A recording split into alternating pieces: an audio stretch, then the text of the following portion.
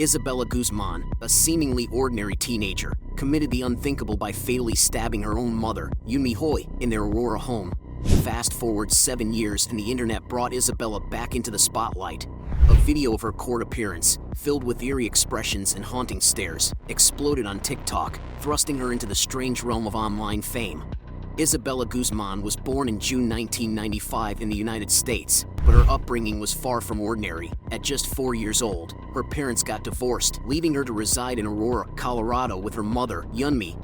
Their relationship was strained, and things only worsened when Yunmi remarried a man named Ryan. Isabella resented Ryan, feeling that he was trying to replace her father, and she held her mother responsible for their shattered family.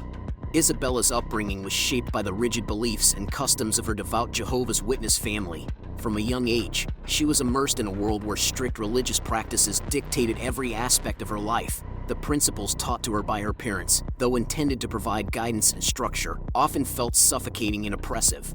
As Isabella's family faced financial hardships, the weight of their circumstances took a toll on her young spirit. The constant struggle to make ends meet created an atmosphere of stress and uncertainty within their home. Isabella became keenly aware of the financial strain, witnessing the sacrifices her parents made to maintain their faith and support the family. This awareness further deepened her discontent, fueling a growing unhappiness that seemed to cast a shadow over her every interaction.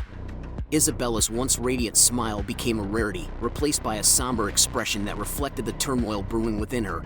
Feeling trapped in a world that seemed devoid of joy, she withdrew from her peers and isolated herself from the company of other children. Her detachment from social interactions further deepened her sense of uniqueness, setting her apart as a troubled child. Whispered about by concerned parents and teachers alike, her anger escalated with age, resulting in explosive outbursts and constant clashes with her mother. At 14 years old, Isabella expressed her desire to abandon her religious beliefs, a decision furiously opposed by her parents. The tension escalated further when she wanted to drop out of high school just months shy of graduation. Isabella's rebellious nature also led her to sneak boys into her home, disregarding her parents' rules. Men were often spotted climbing over the fences surrounding their residence. By August 2013, the situation within the family reached a boiling point. A heated argument erupted, and Isabella spat in her mother's face, leaving Yunmi fearing for her safety. Desperate to defuse the situation, Yunmi called the police, seeking their intervention. The police arrived and informed Isabella that her mother had every right to throw her out of the house due to her behavior. Yunmi's concern for Isabella's well-being weighed heavily on her heart, and she felt compelled to reach out to Isabella's biological father, Robert, in search of assistance.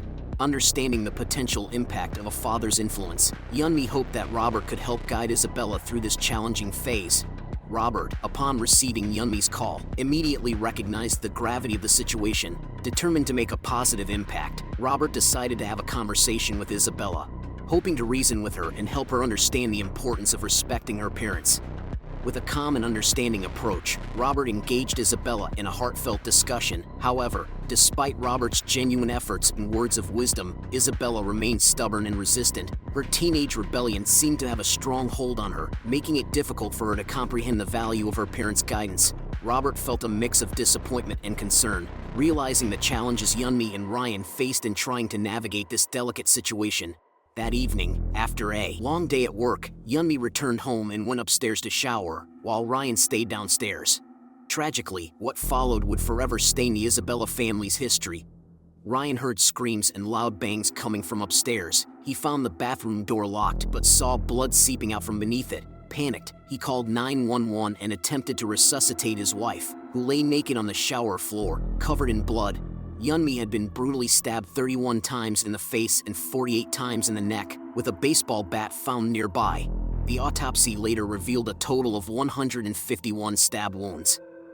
Isabella emerged from the bathroom, holding a knife, and silently walked past Ryan, dressed only in a pink sports bra and turquoise shorts. Despite believing his wife was already dead, Ryan followed the instructions of the emergency operator and attempted to save her. By the time police arrived, Isabella had already fled the scene and they found Isabella's mother lifeless. They quickly launched a manhunt, informing the public that Isabella was armed and dangerous, and Isabella was arrested in a nearby parking lot 16 hours later. When Isabella was arrested, she pleaded not guilty by claiming that she was mentally ill. Her doctors diagnosed her with schizophrenia, and a judge decided she should stay in a mental hospital until she wasn't dangerous to herself or others anymore. After being in the hospital for 7 years, Isabella said her schizophrenia was better and asked to leave the hospital. Around the same time, a video from her court hearing in 2013 became popular on TikTok, and she gained a surprising group of fans. Isabella's subsequent court appearance left the world in shock, as reported by CNN. During Isabella's court hearing on September 5, 2013, she had to be forcefully taken out of her cell. When she eventually arrived in the courtroom, she smiled briefly, made faces at the cameras, and drew attention to her eyes, captivating the media and online spectators alike. Eventually, Isabella pleaded not guilty by reason of insanity, with a doctor testifying that she suffered from schizophrenia and believed her mother, Yunmi, was an imposter named Cecilia, whom she had to slay to save the earth. George Brawler, the district attorney for the 18th Judicial District of Colorado, said that they punish people who make bad choices knowing they should have done something different. However, in this case, he believed that Isabella, due to her severe schizophrenia and paranoid delusions, couldn't distinguish right from wrong and couldn't have acted differently. The judge agreed with Isabella's plea of not guilty by reason of insanity and sent her to the Colorado Mental Health Institute in Pueblo. The judge ordered her to remain there until she was no longer a threat to herself or the community. Now 26 years old, Isabella maintains that she was not herself when she committed the murder and claims to have regained her mental stability through medication. She speaks openly about the traumatic experiences she endured as a child, describing her upbringing as deeply unhappy and abusive. Isabella's journey took another dark turn when she alleged being sexually assaulted by a hospital employee at the mental health facility in 2015, although the details of the investigation remain undisclosed due to privacy laws. Surprisingly, Isabella has amassed a substantial following on TikTok, where videos from her court appearance went viral. Many young people idolize her, fascinated by her cool aesthetic and finding it difficult to believe she could commit such a heinous crime.